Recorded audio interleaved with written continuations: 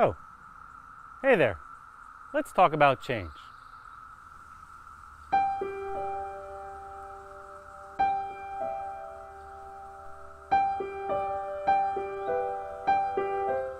Les Raymond here with the Mindful Movement. Thanks for joining me for another mindful tip. You probably hear a noise in the background. That is the cicadas. So on the East Coast here in the States, if you're not familiar, every 17 years we have an insane number of cicadas that come out of the ground. They hang around for a while and they make a lot of noise. It is a change. It is a change of the environment around here. It's very interesting. It's pretty much around the clock, 24 hours a day, noise. They kind of sound like some giant cricket of some sort, and they're in the trees, and there's like millions and millions of them. It's pretty wild. I've been thinking a lot about change lately. I keep hearing this reference of people talking about the new normal or going back to normal, and I think that's silly. I think it's a trap, really. There's never any going back. All we know is change. We're in constant transition. Everything is in constant transition. You're not the same person today that you were yesterday. I mean, look at this picture over here. That's me 18 years ago. There's not a cell in my body that was in that body. We look like two totally different human beings.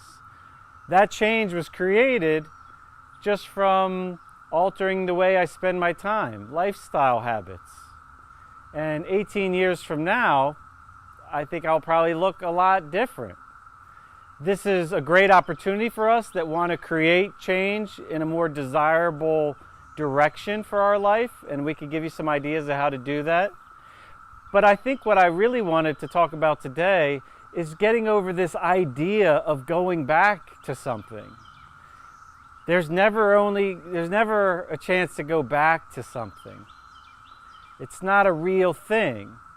So the wanting, or the attachment to make things the way that they arise today, the way they used to be, is a setup for some real internal conflict in the mind. Whereas accepting that all there is change and transition, we could lose some of the suffering that comes about from that conflict. We could accept that all there is change and ride that wave and dance our dance through life, hopefully the way that we desire, in alignment with something that we identify, something that we value. So I guess the challenge that I wanted to present today is to look at the way things are now as not as an opportunity to go back to something, but to accept that whatever it is right now is exactly the way it is, and it's going to be different tomorrow. It's not going to be the way it was before. And how would you like your tomorrow to be? How would you like to personally maybe show up in the world? What change do you want to see in the world, and what part can you play in that going forward?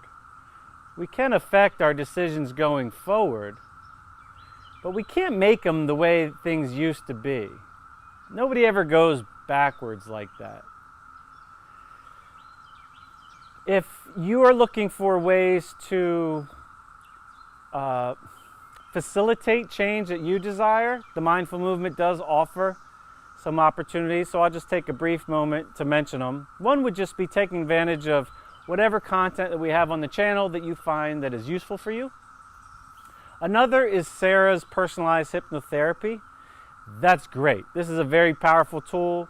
When I quit drinking about a little over 5 years ago, coming up on 5.5 years soon, I couldn't really get over this hump to start. Like, I couldn't believe that I would ever be able to do it and quit drinking forever after 23 years of daily drinking alcohol. So what I really lacked was the confidence in my ability to do it. It really had nothing to do with drinking. It was really a confidence issue. So for a month, about every day, I listened to a a hypnotherapy session that was really about confidence. It really had nothing to do with drinking. It was about building a belief in myself and my ability to do it. And it was really powerful for me. I mean, it made the difference in me being able to go forward or not. And then it also showed me what I was capable of, so I was able to break through some other barriers in my life just from the lessons learned from that one. So if you're out there and you feel like you want to create change, but you have a feeling there's maybe some belief systems or some mental or emotional things that are blocking you from your ability to create that change, then I would check out and see if Sara's personalized hypnotherapy is the right fit for you.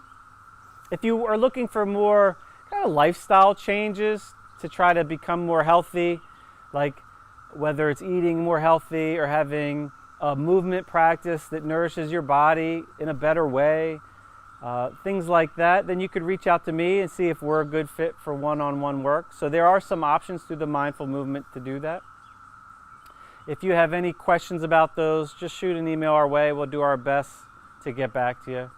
But I just wanted to chat about change in general today, just because there is a narrative going around. I hear people when I'm out and about talking about going back to something. There's no going back.